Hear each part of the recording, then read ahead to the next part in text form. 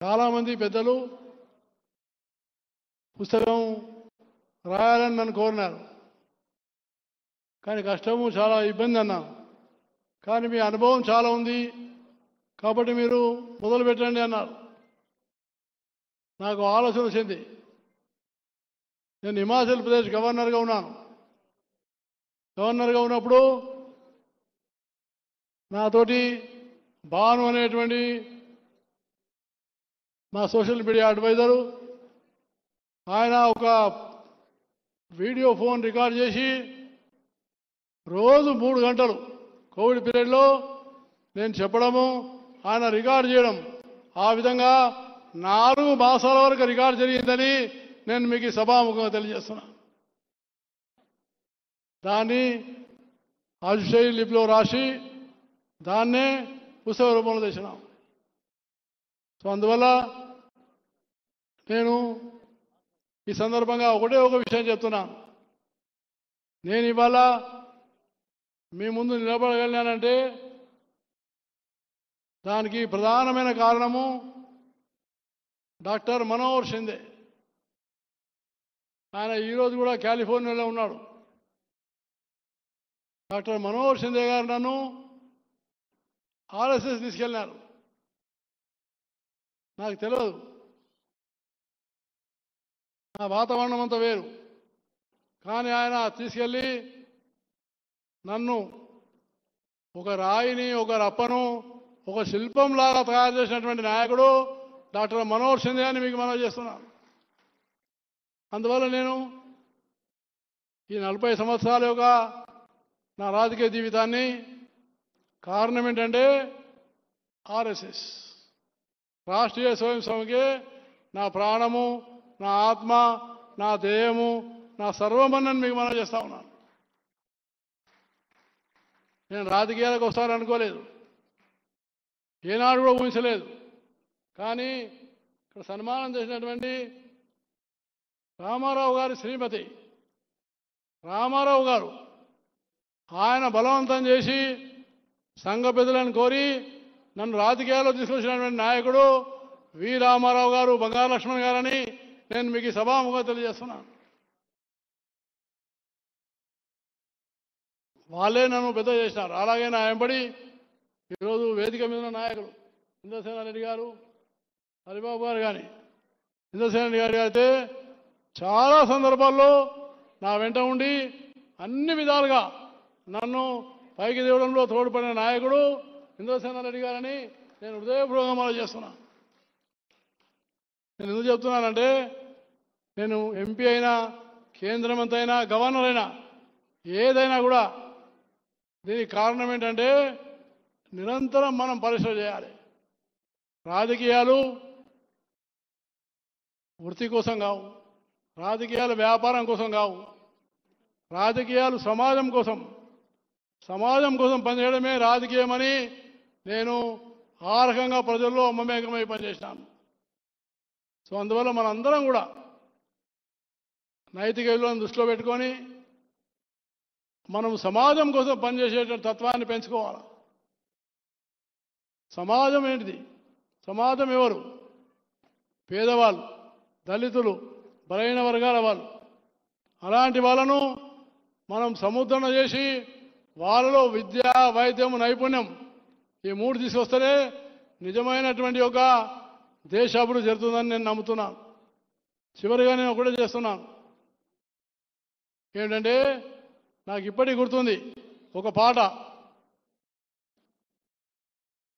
తేరా వైభవ్ సదా రహేమా అమ్మదిన్ చార్ రహే న రహే. అంటే మేము 4 రోజులు ఉన్నా బతికినా వేరు, కానీ ఓ తల్లి భారతమాత నీ వైభవం కోసమే మేము ఉన్నామని చెప్పేసి ఆ ఆలోచన మన మనసులో రావాలని నేను మీ అందరికీ హృదయపూర్వకంగా మనం చేస్తున్నాను. తేరా వైభవ్ సదా రహేమా అమ్మదిన్ చార్ రహే న రహే. ఈ యొక్క భావన దేశంలో 140 కోట్ల మంది తీసుకురావడమే నా మనసులో ఉన్న భావనని మీకు హృదయపూర్వకంగా తెలియజేస్తూ చాలామంది పెద్దలు వచ్చినారు. ఒకరిద్దరు పేర్లు చెప్పలేను నేను, కానీ ఇక్కడ కూర్చున్న నా ముందున్న ప్రొఫెసర్ ఇనాక్ గారు, ఆయన దాదాపు 87 సంవత్సరాల పెద్ద మనిషి. కానీ 10:30 నుంచి ఆయన కూర్చొని కదలకుండా ఇప్పటిదాకా కూర్చున్నానంటే నిజంగానే ఆయన ఎంతో రుణపడి ఉన్నాను మీకు మనం చేస్తున్నాను. ప్రొఫెసర్ మనోహర్ గారు ఉన్నారు, అలాగే మా పెద్దలు సత్యనారాయణరావు గారు ఉన్నారు. వాళ్ళందరూ కూడా 80 దాటిన వాళ్ళే. అలాగే చాలామంది ఐఏఎస్ వాళ్ళు, డాక్టర్సు, ప్రొఫెసర్సు, అనేక మంది రాజకీయ నాయకులు అందరూ కూడా వచ్చిన వీళ్ళందరికీ పేరు పేరున, అలాగే నా కుటుంబ సభ్యులు చాలామంది నా కుటుంబ సభ్యులు ఇవాళ వచ్చి నన్ను ఆశీర్వదించినందుకు వాళ్ళందరికీ నేను హృదయపూర్వకంగా ధన్యవాదాలు తెలియజేస్తున్నాను. అలాగే నా జీవితంలో నాకు చాలా అండగా ఉండి నాకు అన్ని రకాలుగా నేను ఇంత ఎదగడానికి కారణం ఏంటంటే భారతీయ జనతా పార్టీ కార్యకర్తలని నేను మనసారా నమ్ముతున్నాను. ఆ కార్యకర్తల వల్లనే, ఆ కార్యకర్తల యొక్క సహాయం వల్ల, వాళ్ళ యొక్క కృషి వల్ల, వాళ్ళు చేసినటువంటి సహాయం వల్లనే నేను ఇవాళ కేంద్ర మంత్రి, గవర్నర్ కాగలిగాను. కాబట్టి నేను ఎప్పుడు కూడా కార్యకర్తలను మర్చిపోనని, కార్యకర్తలే నా ఆస్తి అని నేను ఈ సభాముఖంగా తెలియజేస్తున్నాను. నేను నా ఇంట్లో తిన్న చాలా తక్కువ, కార్యకర్త ఇంట్లో తిన్నాను, కార్యకర్త ఇంట్లోనే ఉన్నాను ఎక్కువ. కాబట్టి అలాంటి కార్యకర్తలు వాళ్ళకు నేను ఎంతో రుణపడి ఉన్నానని నేను ఈ సభాముఖంగా తెలియజేస్తూ, అలాగే నా శ్రీమతి వసంత కూడా నా జీవితంలో అనేకమైనటువంటి మార్పులు తెచ్చినటువంటి వసంతకు నేను చాలా రుణపడి ఉన్నాను మనం చేస్తున్నాను. ఏ రోజు కూడా నన్ను ఒక్కరోజు కూడా నా శ్రీమతి ఇక్కడ తీసుకుపో, ఇక్కడ తీసుకురా, నాకు ఇది కావాలని చెప్పి అడిగినటువంటి ఒక్క రోజు లేదు.